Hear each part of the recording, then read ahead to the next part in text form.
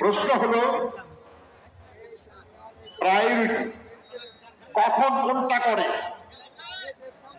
আপনারা এখানে এসছেন, আপনারা তো কাপড় জামা পরে এসছেন, এক একজন এক এক রকমের কাপড় জামা পরে এসছেন। তার আগে কিছু কাজ ছিল আপনাদের, মুখ হাত ধোয়া বলেন বা গোসল করা বলেন, করেন নাই? খাওয়া দাওয়া করেন নাই?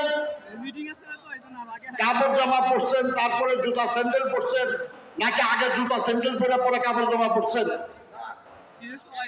সবকিছুর একটা নিয়ম আছে, একটার পর একটা, এটাকে বলে প্রায়োরিটি।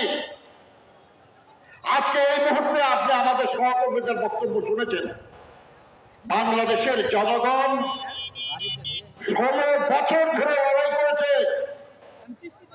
এই স্বৈরাচার, এই ফাঁসিবাদের পতনের জন্য। 1.5 মাসের লড়াই শেষ হয়ে যায় নাই।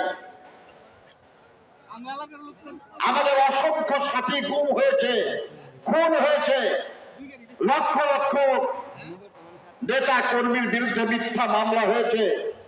আব্দুল সালাম পিন্টুদের মতো অনেক সহকর্মীর ফাঁসির আদেশ হয়েছে। অনেকেই কারাগারে কিংবা গুম অবস্থায় মৃত্যুবরণ করেছেন।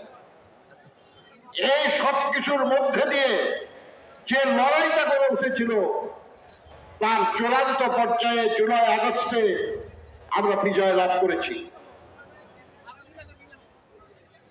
কত কথা কতজন বলেন,